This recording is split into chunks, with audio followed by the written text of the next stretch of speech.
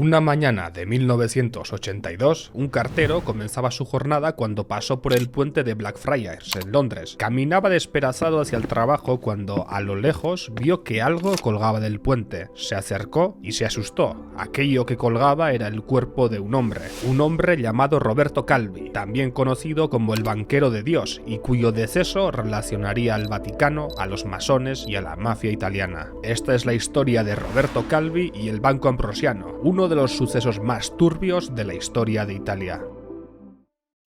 Roberto Calvi nació en 1920 en Milán, Italia. Su padre era un ejecutivo de la banca comercial italiana y, como buen hijo, cuando creció, Roberto se matriculó en la Facultad de Economía y Comercio de la Universidad Bocconi. Mientras estudiaba, también militaba en cosas de la época. ¿Qué cosas? Pues cosas de la época. Sin más, solo dirigió la oficina de prensa y propaganda de los grupos universitarios fascistas. A ver, era Italia en 1939. Cuando el país entró en la Segunda Guerra Mundial, Roberto se alistó y fue desplegado en el frente ruso, donde su regimiento, conocido como los Lanceros de Novara, tuvo que retirarse. Cuando terminó la guerra, lo contrataron en la banca comercial, pero solo estuvo unos pocos años, ya que, gracias a un contacto de su padre, consiguió trabajo en el Banco Ambrosiano. Y aquí comienza la historia de ascenso hasta las más altas esferas italianas de Roberto y su consecuente caída. El Banco Ambrosiano era un banco cristiano. Bueno, no solo eso, sino que su mayor accionista era el Instituto de Obras Religiosas, o sea, el Banco del Vaticano. Para que os hagáis una idea, para que la gente pudiera depositar dinero en el Banco Ambrosiano, tenía que presentar un certificado de que estaba bautizado. Era un banco creado para ofrecer crédito de acuerdo a los valores éticos y creencias cristianas, valores que enseguida se iban a ir al traste. Cuando Roberto llegó a sus 27 años, el Banco Ambrosiano era un banco reacio al riesgo. Eso, por supuesto, estaba a punto de cambiar porque Roberto era alguien muy ambicioso. Como trabajaba en el sector de banca exterior, Calvi fue adquiriendo una experiencia muy extensa en paraísos fiscales. Poco a poco fue ascendiendo hasta llegar al puesto de jefe de operaciones financieras. En esa época también conoció a Michele Sindona, un banquero con conexiones con la mafia siciliana y miembro de la logia masónica Propaganda Due. Entonces Calvi pues también se hizo masón. En efecto, amigos, en esta historia sí que hay masones, está comprobado. Ahora hablaremos sobre qué hacía esta logia masónica en concreto y qué famosos formaban parte de él, pero primero tenemos que profundizar en la relación entre Sindona, Calvi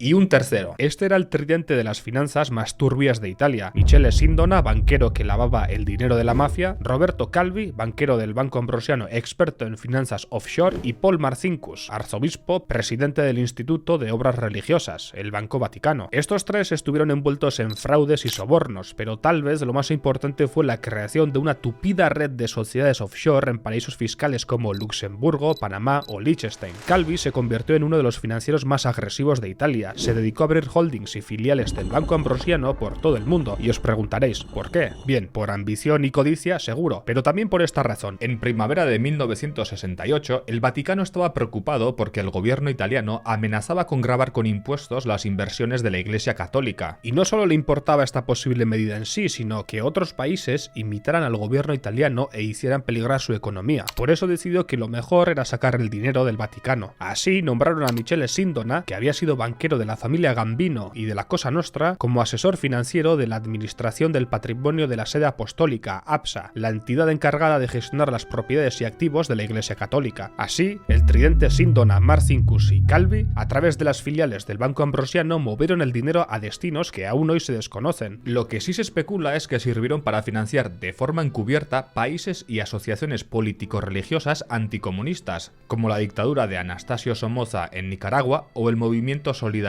en Polonia. Porque si algo tenían en común los masones y los católicos, era un enemigo, los comunistas.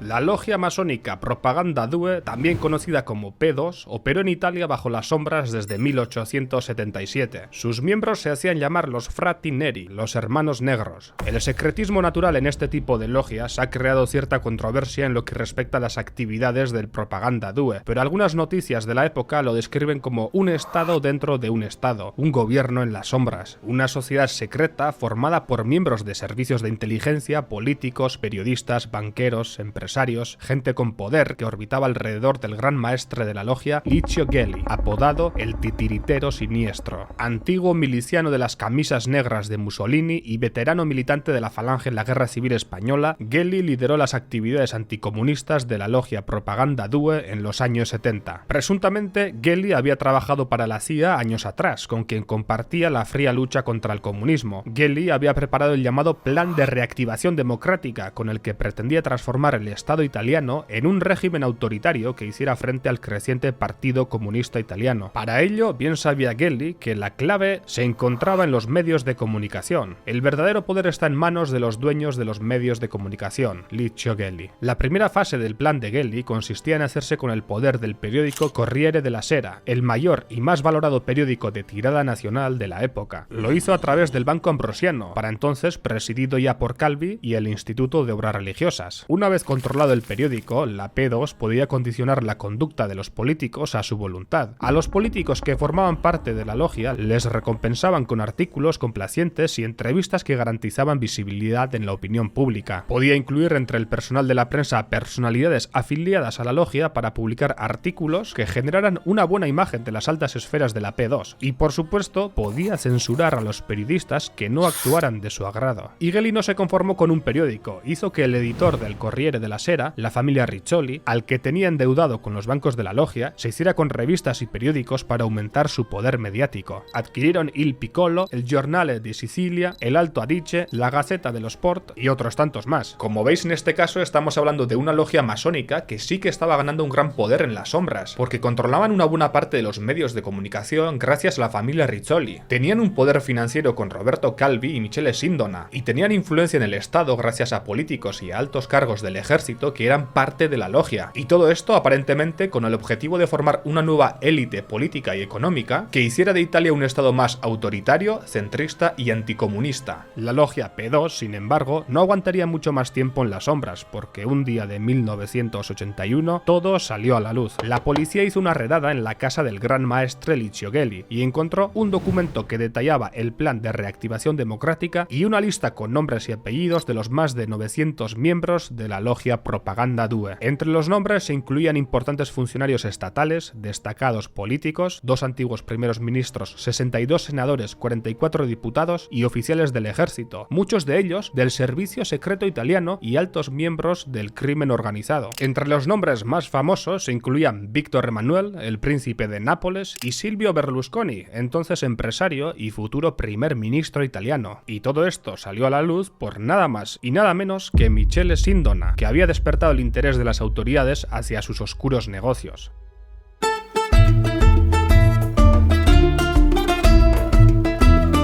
Michele Sindona nació en 1920 en Patti, Sicilia. Demostró una inusual aptitud para las matemáticas y la economía desde joven, aptitud que en el futuro le convertiría en un hombre de gran valor para las mafias. Se graduó en Derecho y ejerció como abogado fiscal y contable durante unos años, pero pronto cruzó la línea para dedicarse a las operaciones de contrabando de la mafia. Poco a poco se fue haciendo conocido entre los capos por su habilidad para lavar el dinero y se ganó el apodo de Squalo, el tiburón. A finales de los 50 expandió el negocio a Estados Unidos, donde se asoció en Nueva York con la familia Gambino. La familia Gambino es una de las 5 familias que dominan el crimen organizado en Nueva York, y en esa época la labor de Michele Sindona consistiría en administrar las ganancias del tráfico de heroína. En esa época Sindona compraría su primer banco, seguiría comprando bancos, comenzarían sus relaciones con el IOR, entraría en la logia masónica P2, pero tal vez lo más importante fue la adquisición de una participación mayoritaria del Franklin National Bank. El Franklin National Bank era un banco situado en Long Island, New York, y para Sindona era una oportunidad para empezar a construir un imperio bancario en Estados Unidos. Para llevar a cabo la adquisición se sospecha que Sindona tuvo algún tipo de influencia o trato de favor por parte del Partido Republicano y la administración Nixon. El plan de Sindona consistía en utilizar el banco como centro de operaciones para blanquear el dinero supuestamente para el IOR y para sus socios de las mafias. La cuestión es que no salió bien. Hubo una gran caída en los mercados, Sindona empezó a sufrir enormes pérdidas en el mercado de divisas, defraudó al banco $30 millones para cubrir pérdidas y eso dejó al banco sin el capital suficiente para operar. En 1974 la dirección reveló las pérdidas y los depositantes empezaron a sacar todo el dinero. Era lo que se conoce como un corralillo. El banco pidió ayuda a la Reserva Federal, pero no fue suficiente. Ese mismo año el banco se declaró insolvente por mala gestión y fraude. Y Michele Sindona estaba en un lío. Consecuentemente fue perdiendo el resto de sus bancos y con ellos dinero. Dinero de gente a la que no le gusta perder dinero. Sindona pidió ayuda al Banco Ambrosiano, pero al parecer Roberto Calvi se negó a prestarle unos fondos que necesitaba para salvar lo que quedaba de su imperio, y Sindona entró en cólera. Una mañana de 1977, los milaneses despertaron con la ciudad empapelada con carteles que denunciaban irregularidades por parte del Banco Ambrosiano de Roberto Calvi. Supuestamente fue Sindona quien, en un acto de revancha con quien fuera su antiguo socio, ordenó la colocación de aquellos carteles. Esa denuncia pública fue el inicio del fin, pues hizo que las autoridades empezaran a investigar al Banco Ambrosiano y no aportó ningún beneficio a Sindona. Es más, la policía, que seguía investigando sus relaciones, entró en casa del gran maestro Licio Gelli y se destapó la trama de los masones, dejando a toda Italia en estado de shock.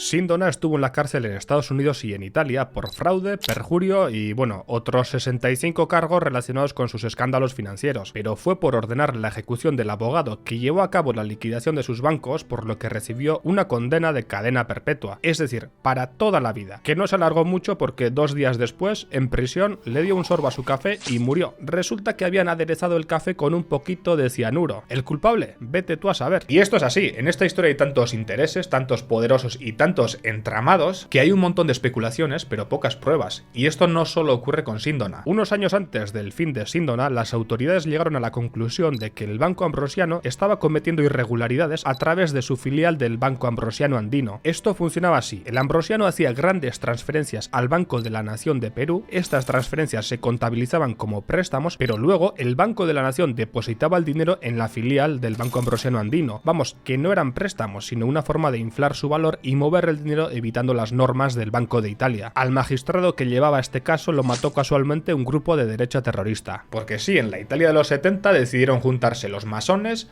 la mafia, el Vaticano, grupos terroristas de derechas, grupos terroristas de izquierdas, si es que da para una serie. En 1981, Calvi fue detenido y antes de ser juzgado, intentó quitarse la vida en prisión. Al final lo condenaron a 4 años de cárcel y una multa de $19,8 millones por transferir $27 millones fuera del país, violando las regulaciones monetarias de Italia. No entró en la cárcel ya que le dieron la condicional y siguió con su puesto en el banco. Y aquí pasaron un montón de cosas. La mafia amenazó y disparó a los 2 hombres que se postularon como vicepresidentes del banco, uno detrás del otro. Parece que la mafia no quería que nadie más se inmiscuyese en los asuntos del Ambrosiano. En 1982, el banco se derrumbó por completo y Roberto Calvi recogió sus bártulos y huyó. Se dice que compró billetes de 9 vuelos el mismo día para despistar a quien quisiera seguirle. La estrategia no debió de funcionar porque poco después apareció colgado en el puente de Blackfriars en Londres. Sus bolsillos estaban llenos de ladrillos y unos $15.000 en varias divisas. La policía británica dio su veredicto: Roberto Calvi indudablemente se había quitado la vida. Claro que sí, Roberto Calvi se afeitó el bigote para que no le reconocieran, cogió un avión con un pasaporte falso y un maletín lleno de documentos incriminatorios para luego quitarse la vida en un puente de Londres. A Roberto Calvi le siguió su secretaria, que también se quitó la vida saltando desde lo alto de la sede milanesa del Banco Ambrosiano. Para más Inri, resulta que, unos días antes, Calvi había escrito una carta de advertencia al Papa Juan Pablo II, pidiendo ayuda para salvar el banco y afirmando que su quiebra provocaría una catástrofe de proporciones inimaginables en la que la Iglesia sufriría los daños más graves. La correspondencia confirmaba que las transacciones ilegales eran de conocimiento común entre los altos cargos del banco y el Vaticano. Según el Vaticano, esta carta, que casi podría llegar a sonar como una amenaza, nunca llegó a leerla el Papa. No fue hasta 20 años después, en 2002, cuando la policía de Londres reabrió la investigación sobre Calvi. No se había quitado la vida, había sido asesinado. Las autoridades italianas sospechaban que los autores eran hombres de la mafia siciliana, la Camorra y la banda de la Magliana. Un informante dijo que, con el colapso del Banco Ambrosiano, Calvi había perdido dinero de importantes capos. En 2005, 5 hombres de la mafia fueron juzgados. En 2007 fueron absueltos por falta de pruebas. El puente en el que apareció el cuerpo de Roberto Calvi se llama Blackfriars, frailes negros. Los masones del Propaganda Due se hacían llamar los Frati Neri, hermanos negros. Se investigó al gran maestre de la logia P2, Licio Gelli, por el asesinato de Roberto Calvi, pero según un magistrado no había pruebas suficientes para sostener que Gelli había desempeñado un papel en la planificación y ejecución del crimen. El Vaticano aceptó pagar cerca de 400 millones de euros a los acreedores del Ambrosiano por responsabilidad moral, pero no permitió que el arzobispo Marcinkus fuera juzgado. Lo sé, es un historión que ni los mejores guionistas de Peaky Blinders. O sea, mientras me documentaba he visto que esto tiene 1000 ramificaciones, desde los tejemanejes de la logia en Argentina, la relación con el Partido Democracia Cristiana, atentados terroristas que hubo en la época, pero he tenido que simplificar un poco para poder contar la historia en un vídeo. Y no lo digo porque haría falta un documental para contar esta historia, no, es que un documental tampoco sería suficiente. Lo que haría falta es una serie de 7 temporadas protagonizada por Adrien Brody, y bueno, ahí dejo la idea para Netflix. Y para vosotros tengo otra idea. Justo ahora en este preciso instante somos 886.565 suscriptores. Y ya lo sé